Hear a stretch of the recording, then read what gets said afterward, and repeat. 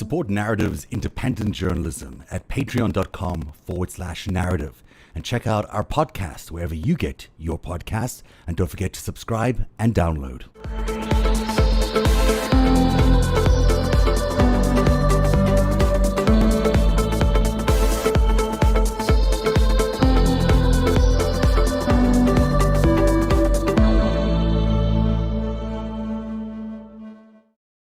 That happened quickly. We got to Friday in no time, and we're in such good shape. Hi, guys. Hi, LB. Hi, Eric. It's almost like Eric's got a smile on today. He's got like a little smile. Yeah. How was your week, Eric? Oh, it's going great. Yeah. LB, tell us about yours. You look great, by the way. You look fantastic. Oh, thank you. I'm tired. It's been a long week for tired. sure. I made it. There's no mascara today because my eyes can't handle it. But I feel good, Lots of news. It's a little bit, I think a lot of traumatizing of the body republic happening right now. A lot of people being really, really upset. And so that's upsetting. Mm-hmm. It just is. Are you guys hearing everything okay, by the way? I assume you guys have the right audio levels going and everything's fine, because I can't hear what you're hearing. Just want to make sure that everyone's okay. I can hear you. Okay. Yeah, it's been a really upsetting week. It has been boy, when you think about how much news happens in a week, we don't really get much time to process any of it. I mean, it's sort of like one thing happens and then you jump onto the next thing and you jump onto the next thing. We never really get a minute to say what just happened. And I'm trying to think of everything that happened this week, and there was so much that it's even hard to remember. I mean, we were just at the RNC recently, and now suddenly the whole world seems to have changed. The biggest thing today came from the Atlantic publication of that incredible investigative story that they did about Trump's attitude to the military, which really caught everyone's attention for good reason, because we all sort of suspect he's as boorish as you can imagine, but we all sort of expect he's not going to honor anybody. But the disrespect, I think, caught me by surprise. The level of disrespect that he has for military servicemen now and to have passed away, it's just shocking. It's just beyond belief. And particularly when he was talking about the wounded veterans, which, was just so hurtful. And I'm sure to every wounded veteran who might be listening or not, it's just that couldn't have felt very good at all. It must have been a stab in the heart. Nothing's changed, though. Nothing's changed. He started his campaign. He denigrated, veteran or prisoners of war, and he made fun of handicapped people. I mean, he's been a brutal mobster from the beginning. So it's just getting around to some people's attention. Yeah. Will this have an impact? Will this have an impact, though? Do you think it'll change perceptions among the base, which is really what these kinds of stories you hope will do at the end of the day? I don't think anything is going to change. Yeah. I mean, I think I really don't. I think he could, commit heinous acts in the Rose Garden and. I'm sorry, that's just me opening the messaging. We're open on the Periscope if you guys want to say hi and chat and give us comments. Sorry about that. Go ahead. That's okay. And I don't think I think people can watch it with their own eyes, and they're gonna, it's too, they're too embedded with him at this point, and we'll have to deal with all that later. But Eric's right. This is who he is. This is who he's always been. I think for people who don't, there is so much of the country that's really not paying attention to politics the way we pay attention to politics, even a smidgen. They really don't. It feels like Trump is everywhere, but I don't know. I think people know this is serious. I think they know that this election is. And I think this might have punched through, I guess, is what I'm saying, into that. Like he said, what? He's doing what? For people who don't normally pay attention. So maybe there. But, the other thing is, and Eric can speak to this as well, he's fulfilling the propaganda that the Kremlin has been really sort of very thirsty for a long time to push about our troops, right? From whether it is he's holding up war criminals and calling them, these are the kind of soldiers I like, to calling them weak and losers. And this makes one person really, really, really happy. And I don't think that's lost on Donald. As much as there's personal stuff in there, it seems like this is really who he is. Um, he's making somebody really happy. He really is. He's making someone over in the Kremlin really, really happy with all this. It seems the center point of all of this is going to be pivoting around the words losers and suckers, which is his names that he's used those names and called those names out before, never in this realm. But how many? I think Biden at the start of his press conference. Hold on, he called the intelligence community Nazis when he came in. So yeah, he's been here. He compared the people of the intelligence community who are public servants of the most serious sort. He compared them to the people who committed the Holocaust 4 years ago. Mm-hmm. So yeah, no, he's been here the whole time. He hasn't moved, no. But I think still the veterans themselves and the soldiers themselves, even though they might have politically moved, the idea that they are going to be saying out loud that, they've to confront this idea that they are losers and suckers, that's a little bit more of a broader use of that term than the intelligence community. But, he hasn't moved. The truth of it is he hasn't moved. We've seen all of this before, and I don't think anyone's going to be shocked or surprised. Right. Yeah.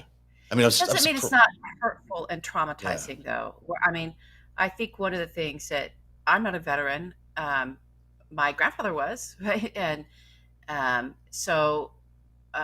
but watching folks that have served, people who have lost loved ones, Gold Star families, watching all of those beautiful Americans just get traumatized from this guy, and it's like he just comes in and let me just kick this wound, America. Let me just hurt you. And he likes that. He's sadistic. He likes it. He likes it. And then he's like, oh, wait, this might be bad for me. Wait a minute. He has to adjust to that and spin around. But I don't know. Let's see. I hope that it doesn't get let go and just let's move on to the next outrage. But, Kellyanne Conway this week said, spoke, they say it's the quiet part out loud, but in reality, she was trying to actually frame it in a better way. But she was saying that the chaos is what he thrives for. The chaos is good for him.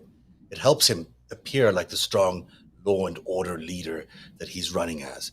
And we've sort of suspected that all along, expected that. First time we've heard it from a White House official. But, at some point, he's causing so much trauma to everybody. It's causing so much trauma to every single American that it becomes untenable.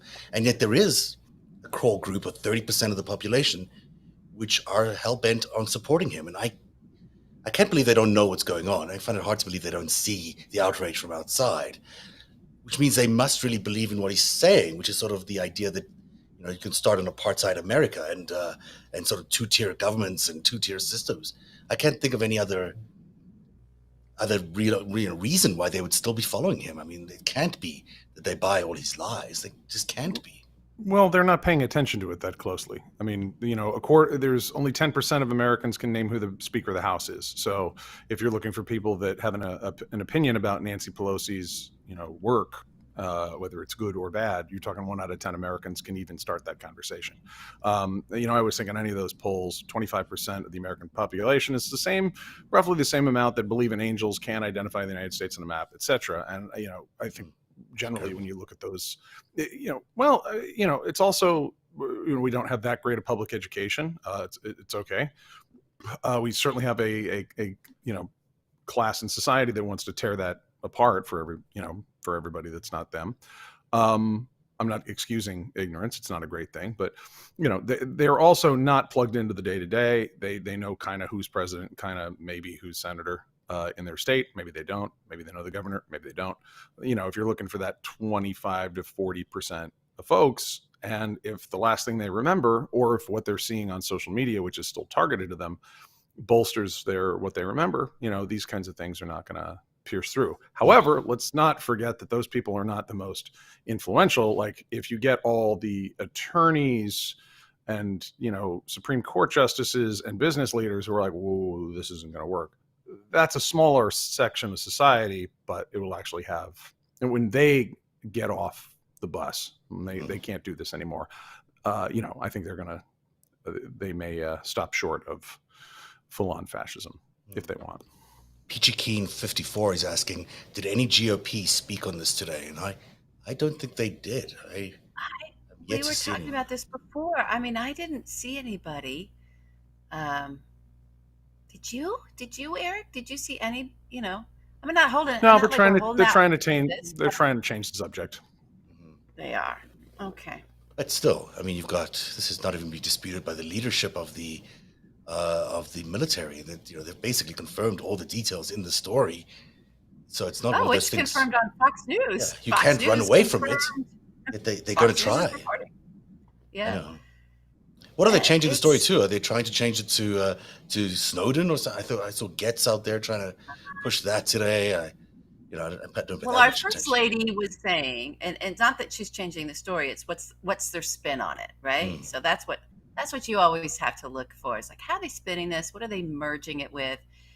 And her spin that she put out just a half an hour or more ago was, we can't trust anonymous sources. This is This is how dictators are, or whatever. She said some horseshit about, conflating that if it's anonymous and it's not really the press and no one should do this, as if the Einstein visa knows what she's talking about when it comes to the process of journalism. But certainly she knows what she's doing. She's not even writing that tweet. I mean, but she knows, they know what they're doing. They know how they're using one another and what they're for saying. So, I think it'll all be that. Maybe it's just the gaslighting that's actually working for him. Maybe he doesn't mind the fact that we're all going to be out there going, isn't he crazy? Isn't he insane? Can't really believe that a president did all this? I mean, maybe that's just what he's counting on. He's counting on us being so outraged that it just creates even more division and more withdrawal into our own pockets of society, which is what we've been doing now for 4 years. Well, that's a good way to start the show. It's light and fluffy. It's a little off, but it's a little down. But I don't know, Eric. What do you think? Just going to be another one of the things on the pile? Well, the pile should have been shocking 5 years ago, but what we have now is people like Steve Bannon, who've been indicted for crimes that'll put him away until he's dead. You've got Manafort's never going to get out of jail. Mike, we've forgotten. We started this week Monday.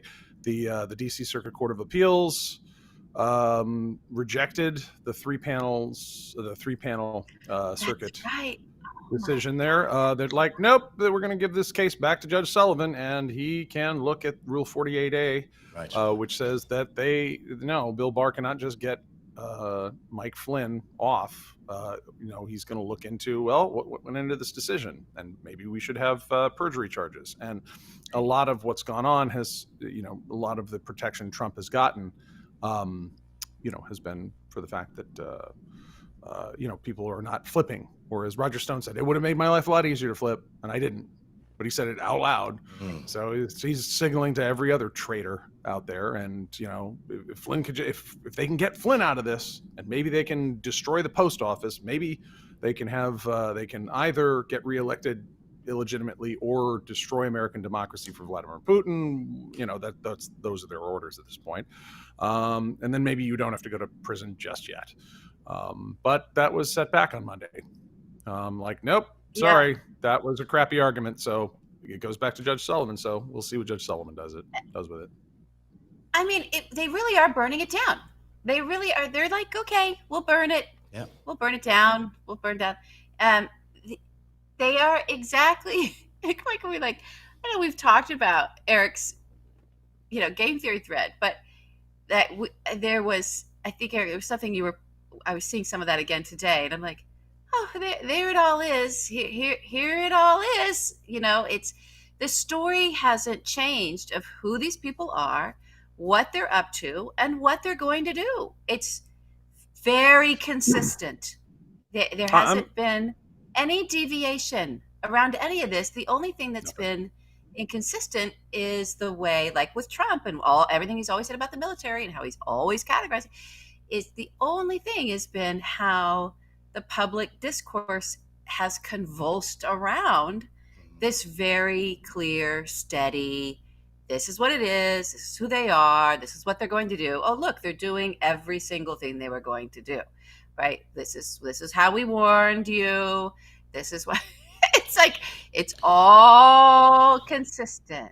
There's nothing. And we're staring at this nightmare, and yet everyone's willing to go and experience this nightmare. It seems like Americans, or 30% of Americans, are willing to say, well, it's okay, we'll still go on with this nightmare. I don't understand. It's not 30%. People normalizing this are way above 30%. You get the 30% that don't really know whether or not Trump said he hates veterans or not. That actually is a pretty important statement that he's finally made, and I think it is going to cut a lot of people to the quick, and they are going to change. But the 25, if we're talking about the 25% that doesn't really pay attention to the news, that's going to be tough. But there's way more, that are participating in the cognitive bias and the normalcy bias.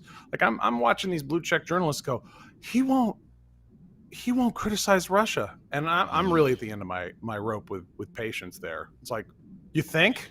Yeah, it's not. I don't know. Oh, we should put out a government report. Oh wait, did you read the last three? Yeah. I mean, it's as much their fault for constantly setting the narrative back to zero. Well, we just don't know. No, you do. Either you don't want to say the truth, or your boss has told you not to, and you're harming this country. So quit your jobs. Yeah, there's definitely I like the way you said it. It was a cognizant. What did you call it? I like the expression. It's Cognitive bias. Cognitive bias. Cognitive bias. Yeah. Yeah, I think there are a lot of that people who are just. Sorry, go ahead. I'm sorry. Did you see Joe today? Like, he was amazing. He gave an amazing press conference. He did do a great press conference. I mean, he's doing it. He battled down all of the horse shit around him, and basement or whatever with him, and he's old, blah blah blah. I can't think. And he was like, "You guys are." He slipped to the press. He's like, "You're smart. When is it going to take you to just go, he's a fraud," right? And he went like that when it says fraud, and just challenge them on that. Yeah, he's a fraud, and it's not an opinion. This is not an opinion. Did you hear his answer about QAnon? Oh yeah. Well, I believe in mental health. Yeah, I'll play it for you. I'll play it for you. 1 second. Let's go. Rejecting. Okay, let's go. Trump for not rejecting that conspiracy and the people who believe in it. I've been a big supporter of mental health. I'd recommend that people who believe it maybe should take advantage while it still exists in the Affordable Care Act. It's bizarre. And it goes on, but that's the basic answer was somewhere around that. And truthfully, that is kind of an amazing answer, because how else do you respond to that? How else can you possibly respond to it? He does go on, actually, I wish it was a longer clip, but he talks about they found the plane and the boats full of all their. Have you found the guys on the plane, everybody? Yeah. On that plane yet? Because I haven't heard What are you doing? What are you doing? Why are you doing this? Right. So he did it. He's just in sync, right? John Lunso just tweeted, breaking: Donald Trump is the piece of shit 2/3 of Americans have said he is every day for 4 years. This is not new. I am a little worried about the post office thing. Eric brought it up earlier, but I'm a little concerned that, as I can see, the post office employees are saying that they've got a backlog already of ballots, because the sorting machines have all been taken out of and that they're late on delivering ballots. That's early. This is early. We're right there at the beginning, and they're already are raising the alarm about that. I think we've got to be prepared for some things not arriving on time, missing ballots by the thousands, maybe disappearing. And I don't want to be alarmist about this, because I think it's so important to maintain a level of confidence and calm during this period. But I don't know if people are really watching that. People may not be as. People are watching it. The question is whether we're going to press charges against the people that have committed felonies. One of the things Joe Biden said today is that Donald Trump came out and asked Americans to commit felonies. So we come back to Donald Trump, Bill Barr, and the people who are elected officials. Either, we're either going to start arresting people for breaking the law in America, or there's not going to be a democracy and there's not going to be law anymore. And this is the moment. We got about 8 weeks left. Yeah, and we can't arrest them after the fact.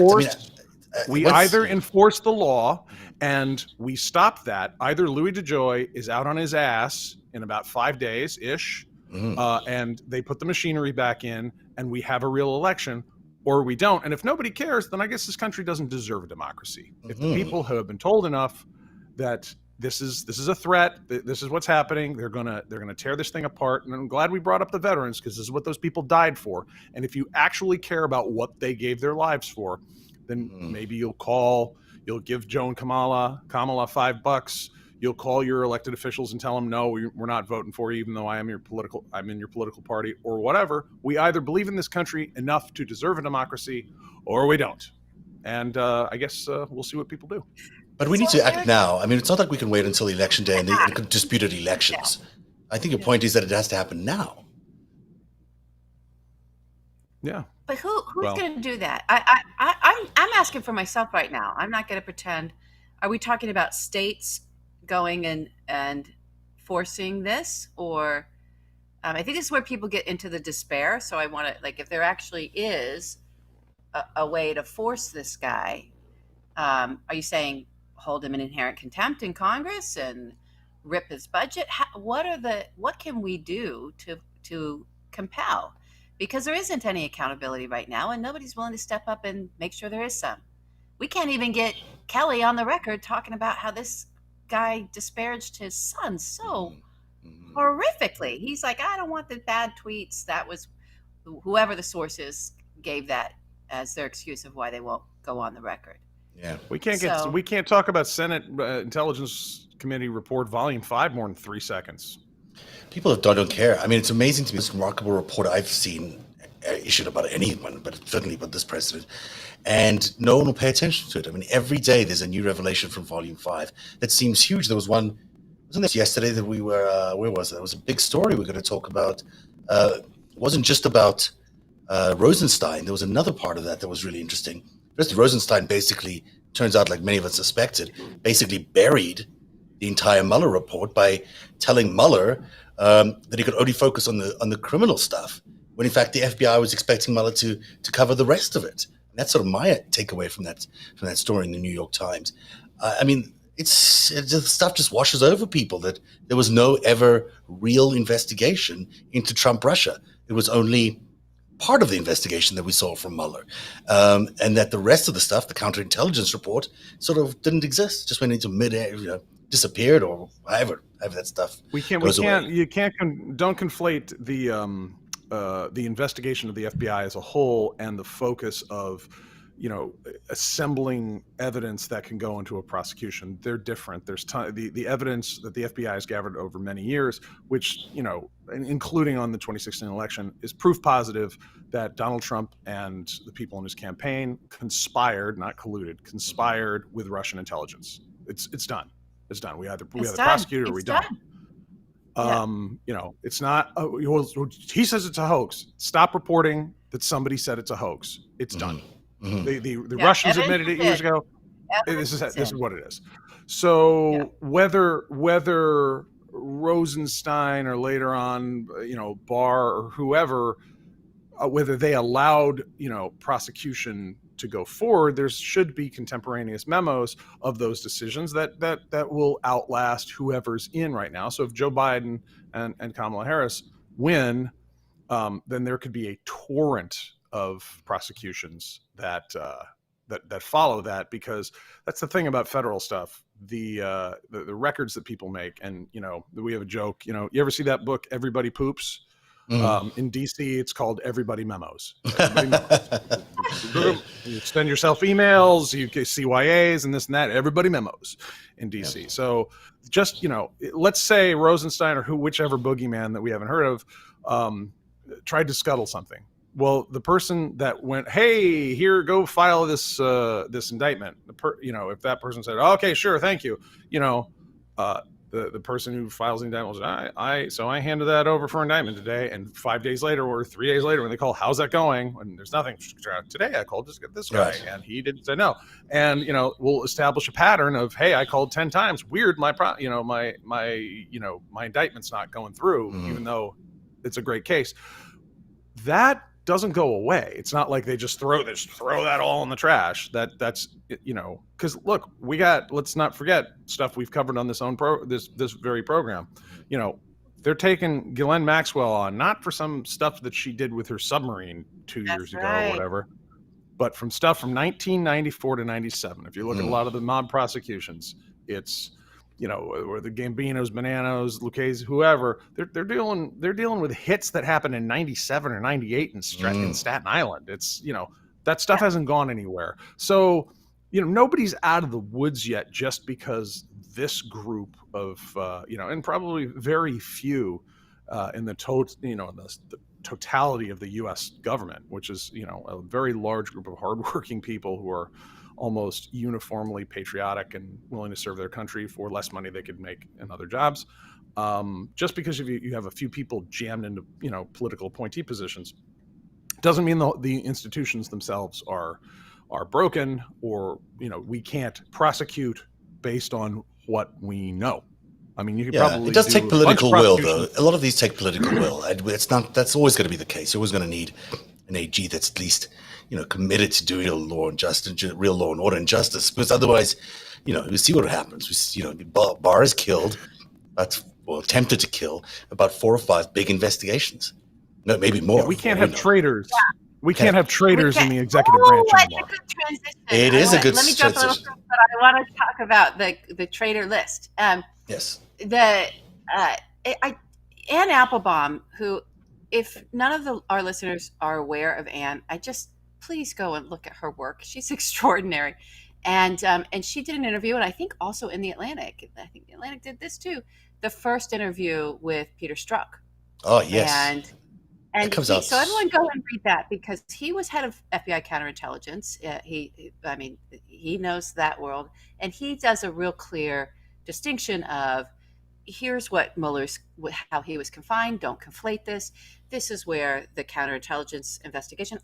He doesn't have any, when you're out, you're out. You can't speak, even if you're an investigator, but certainly if you're in intelligence, you're out, you're out. You can't talk about what even the next day shit might have changed, right? So you don't know what, you can't sit there and speak with authority if you're not in.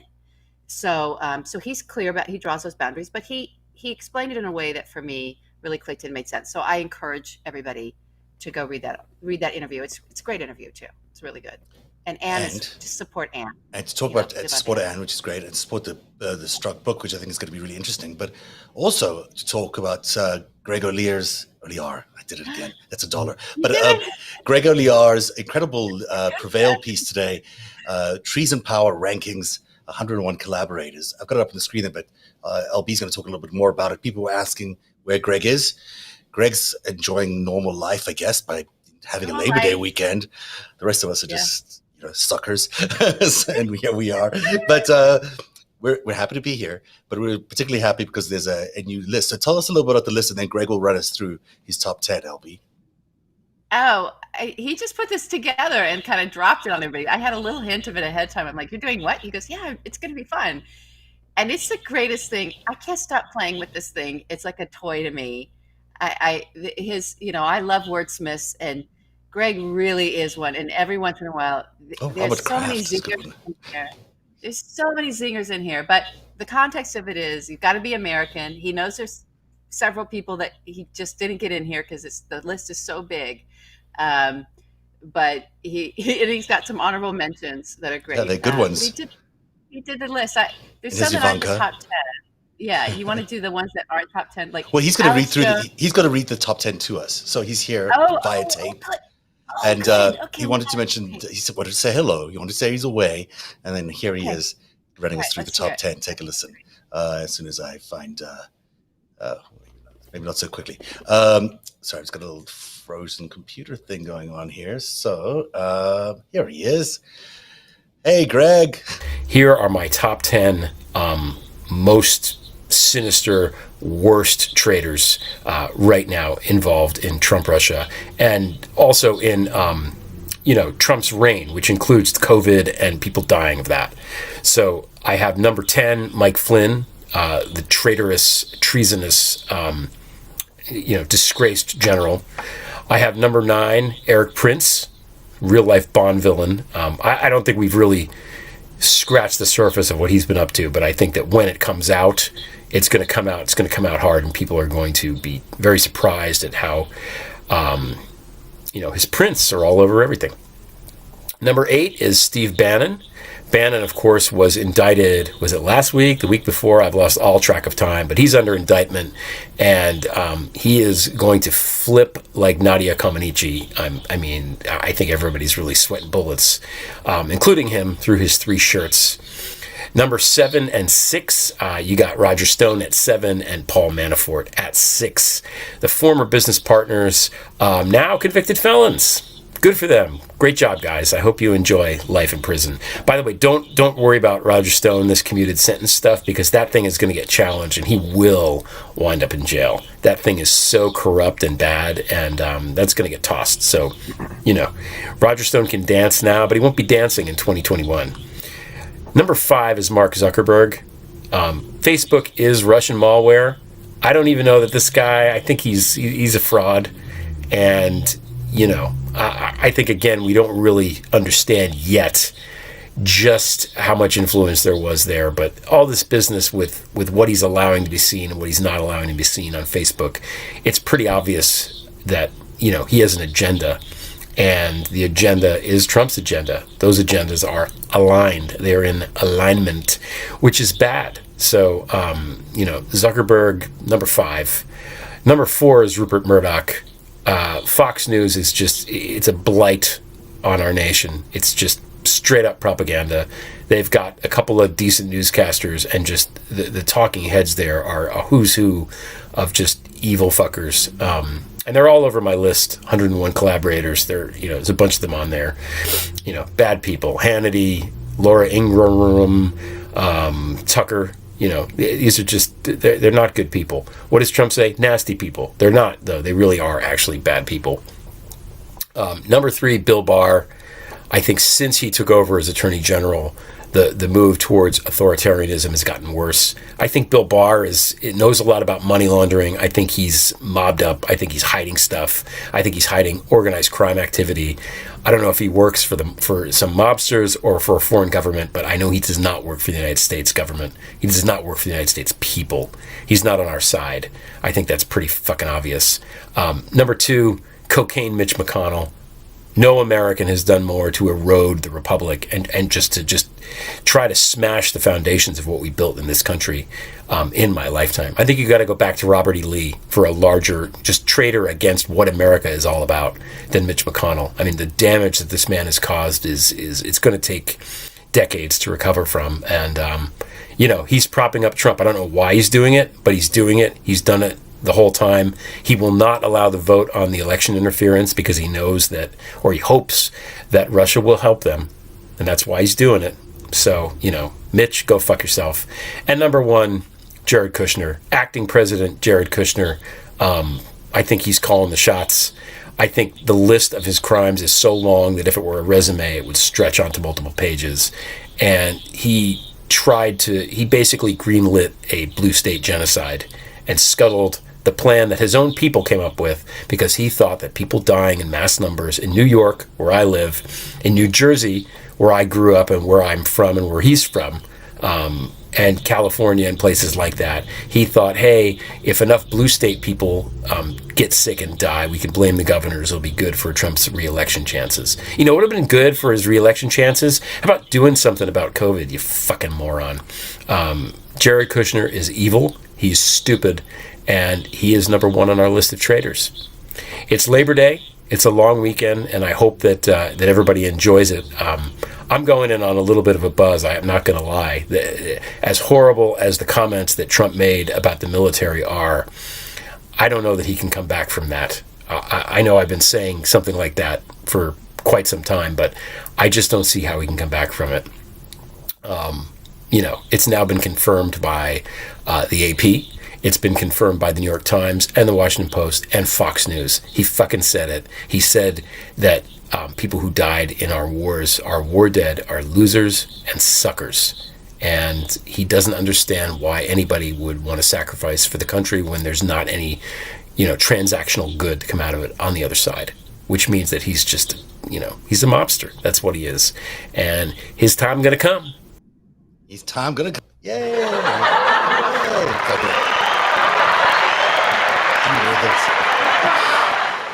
I got sound effects. That's new. Oh, it's so Exciting. good. And Yeah. I encourage everyone to read it too, because he wasn't reading from his wordsmithness, but we got a little taste of it. It's just really great. Like it does help. We need these Oh releases. God, we need it so badly. I think people are really depressed and people are really fearful, and it's time to we got to shake it off because, at the end of all this is greatness. At the end of all of this is the possibility that we have a Senate and we have a Congress and we have an executive branch which is all swimming in the same direction and could actually do something great. Could actually fix many of the challenges and ills that we faced in so long. I mean, it's not like this doesn't mean anything. This means a lot. The elections have consequences, and a Biden victory in this election means a lot. The Democrats winning the Senate majority means a lot. Maintaining their House majority means a lot. That's going to ultimately, at the end of the day, determine the future of this country and determine it in a big way. The polls are still indicating that they are on track to do that, although it's looking close. There's no way to deny that it's looking close. But once you look beyond all this election fucketeering that they're doing, whether it's this law and order crap that they're pulling together or the coronavirus stuff, which we could all see right through. I mean, we could tell. Sorry, we can tell when they're manufacturing things like telling us that the coronavirus vaccine is going to be ready on November 1. It's not going to be ready on November 1. No one thinks it's going to be ready. In the same way, we can see right through their law and order stuff that they keep pushing up against us. And then, we just have to make sure that they don't screw up with the post office. Once through all those hurdles, we need a majority, but we can do that. I think it's possible. I still think it's very, very likely, in fact. I do, and I think people, find something to do. It does help. Find something to do to contribute. We've been pushing out sort of donations. You'll see us do pushes like Monday, Wednesday, Friday to put money right directly into Joe and Kamala's coffers. Nothing against anybody's PACs or any, those are great. But we just like something going right in there that we know, and there's different limits on it, and so it's good. How do people find that place to donate? I'm gonna put it on my page. I meant to do that the other day, but I got distracted. So I'll put it on there tonight. And so if you go to my homepage, it'll be on there, and then you'll see it. We'll do tweets. Allison Gill, who does the Daily Beans pod, and who sort of got her Webby for Mueller, she wrote. Amazing. I'll be here on Tuesday, by the way. Oh, good. Okay, amazing. So she did a video this morning that I just burst into tears, you guys. I was like, oh my God, she just spoke from her heart and shared how it affected her to hear Trump say that, right? She's a veteran. She's a veteran, a wounded veteran, right? And that, because they gave everything for us, meaning our fallen, those who made the ultimate sacrifice, they gave so much, we can give a little, right? And just because that it does matter, you guys. The money into the campaign matters. It matters. Especially now in September, October, it gets a little, they need to have so much raised by October, but they're still going to need it then too. And I think it's really clear through what a lot of folks have been reporting that it does look like, Trump could have one kind of looking result on election night. And then as the mail-in comes in and as other votes get counted, as we know, elections can take time if they're close, that it could be several weeks before we get a final determination. And then in that process, you're going to hear all the insanity that we know is going to come out of the Trump campaign. And in there, then understand that there's probably going to be a legal fight. And there needs to be, I just keep thinking of that legal fight. I'm still traumatized by 2000.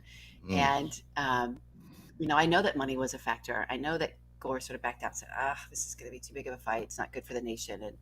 And I just want to make it clear to everybody. And I also think that this affects the people like Mitch McConnell, those traitors on that list that are keeping, Donald in power. It affects them if they see that Joe and Kamala can really raise the money, that people are really behind them. They pay attention to that, I think, more than even polls. If they're like, oh, shit, look at what they're raising, right? Look at how they're doing. 300 million, I think, in the last month or something like that. Was incredible. Yeah, and especially if Donald does horrible things like he did today, you're going to see us push for money, because that response to Donald's wretchedness has the enablers around him. It gets them back on their heels a little bit. They're like, oh, whoa, maybe it's not this shit with him isn't going to work. Short of us all being marching in the streets, which is a complicated thing right now, it's that money. They pay these guys, these Republicans. They pay attention to those everything things. to them. Yeah. It's everything to them. And if they see money pouring in, just $5, $10, it intimidates them. It does. They're like, oh shit. Especially in the local races. I know you're fundraising there for Biden and Kamala, but I think the Senate races in the various swing states, like North Carolina and South Carolina, maybe, hopefully, those are Kansas. There's a bunch of places that I can't believe those are in play, and they are in play. And I think when you look at it's still tight in many of those states, but that's why they need the money, especially in those local races. Did you guys like Greg's list? Did you agree with Jared being number one, or Eric, or LB? You were there. I like the judge. I like the Judge Rao who said, "No, actually, Bill Barr can do whatever he wants because Flynn it doesn't matter." I like that she was, who helped get the George Mason University Law School named the Antonin Scalia Law School. I'm glad that she was compared to a can of Goya beans on the treason power list. I think that was about where she belonged at the end of this week. All right. Well, you know what? We should do the anti-hero. Stephen Miller got a good mention. Let me give Stephen Miller's mention for people too. Yeah. Like, I liked him better when he was, killing his mother or whatever. Like the Nazi that is, comparing him to Psycho, right? Bates Motel. The Bates Motel. Yeah. Whoa. What a crew we're gonna have to deal with once we clean up this little mess. So you guys got big plans for the weekend? Eric? Just more freedom fighting? Skydiving. I'm starting a marching band. Oh yeah, that's nice. Yeah, a marching band. In addition to your really amazing musical career. That's amazing. I'm getting the sousaphone back out. We're doing it. Oh yeah. We'll all march in the marching band if you want on November 4th if we win. Sorry, if Joe and Kamala win. Yes. Yeah, he does not taking us up on that offer. I don't think he wants us to go marching with him. He just wants his own marching band, apparently. It happens. What do you have planned, LB? Yeah.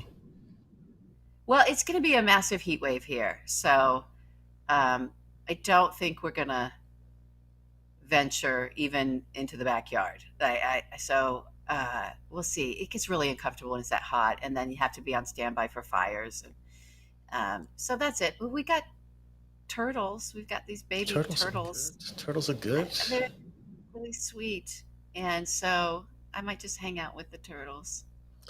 Well, that's something. I don't even have turtles. I'm going to be here, so you'll see me online. And COVID continues, so we continue to have tons of fun.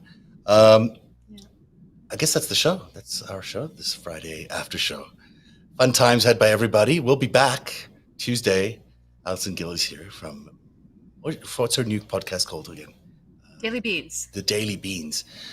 We're going to find out all about her great new show and about her incredible success up until now with Mueller, She Wrote. And we'll also talk about everything else that happens between now and Tuesday. And if the past is anything to go by, it's going to be a lot of stuff. So have a great weekend, everyone, and we'll see you next week. Cheers.